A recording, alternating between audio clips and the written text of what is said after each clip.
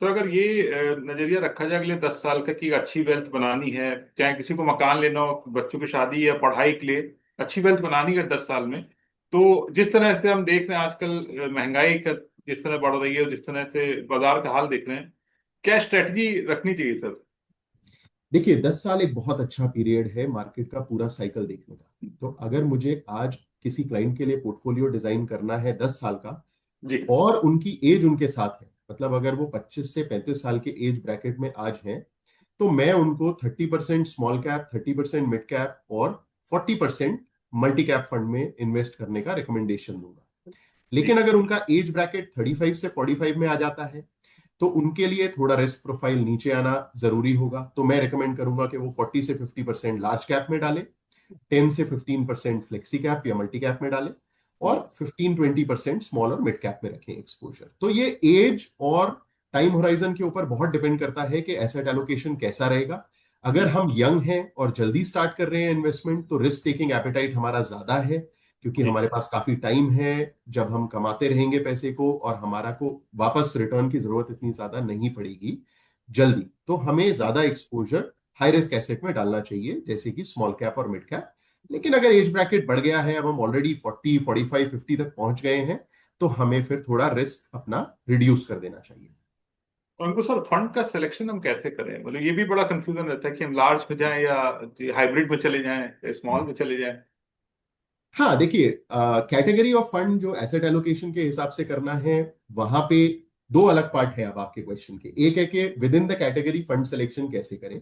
जी। तो देखिए, जैसे मार्केट अपने उतार और चढ़ाव से गुजरता है, ऐसे ही फंड भी अपने उतार चढ़ाव से गुजरता है। तो ये बहुत जरूरी है कि अगर हमने एक फंड या दो या तीन फंड में आज पैसा डाला है, हम हर साल अपना पोर्टफोलियो रिव्यू अपने फाइनेंशियल एडवाइजर से कराएं। जी।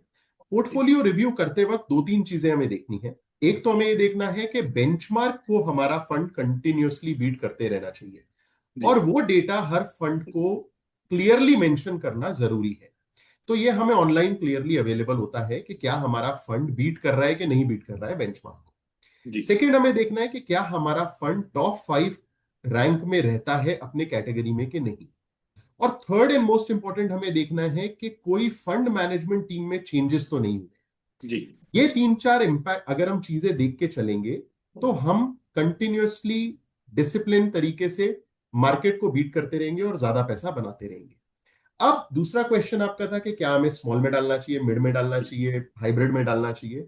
तो ये बहुत ज्यादा रिस्क एपेटाइट पे डिपेंड करेगा। जैसे मैंने बोला, आपके लाइफ स्टेज पे डिपेंड करेगा। अगर आप यंग हैं तो आप थोड़ा स्मॉल, मिड और मल्टी कैप फंड देखिए। अगर आपका एज ब्रैकेट थोड़ा मिड में चला जाता है, 35, 45, 50 तक की एज में, तो आप थोड़ा स्मॉल मिड को रिड्यूस करें, थोड़ा लार्ज को बढ़ाएं। अगर आप 50, 55 के ऊपर चले गए हैं, तो थोड़ा आप जी। हाइब्रिड फंड्स की तरफ जाएं, ज्यादा हाइब्रिड मल्टी एसेट फंड्स को देखें।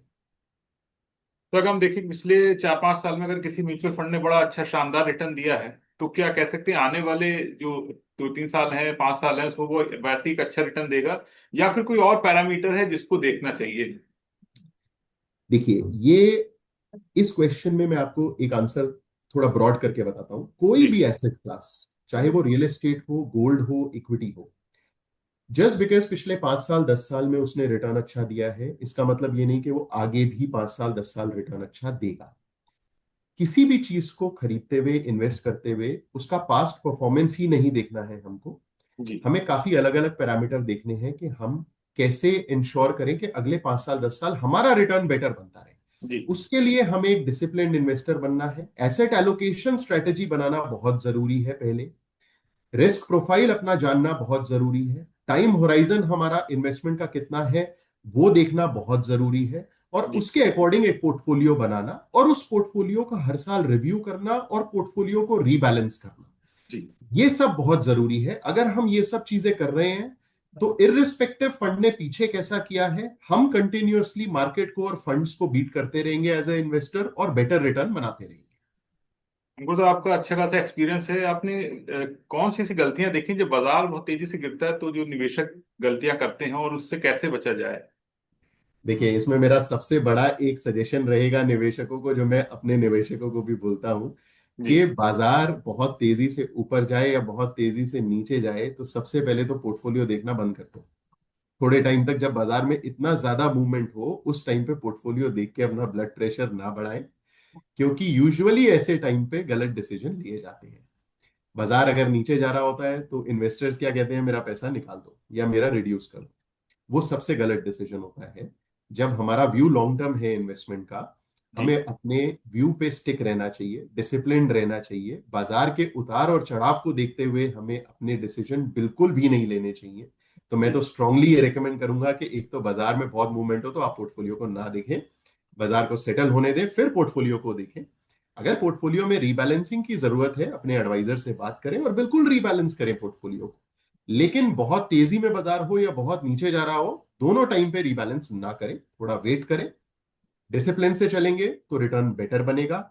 अगर इमोशनल होके डिसीजन लेंगे तो रिटर्न बनाना बहुत मुश्किल है, और अक्सर इंडिया में आपने देखा होगा रिटेल इन्वेस्टर पैसा लूज कर जाता है इन्हीं डिसीजंस की वजह से, कि बाजार नीचे जा रहा है तो निकाल लेता है पैसा, जी। बाजार ऊपर जा रहा है तेजी से तो डालना शुरू कर देते हैं पैसा। जबकि होना उल्टा चाहिए, बाजार नीचे जा रहा है तो पैसा डालना चाहिए, बाजार ऊपर जा रहा है तो पैसा निकालना चाहिए। जी। वो तभी होगा अगर आप एक एसेट एलोकेशन पे रहेंगे और पोर्टफोलियो को रीबैलेंस करेंगे मार्केट मूवमेंट के हिसाब से। तब आप ये कर पाएंगे कि बाजार नीचे गया तो पैसा डालेंगे, बाजार ऊपर गया तो निकालेंगे।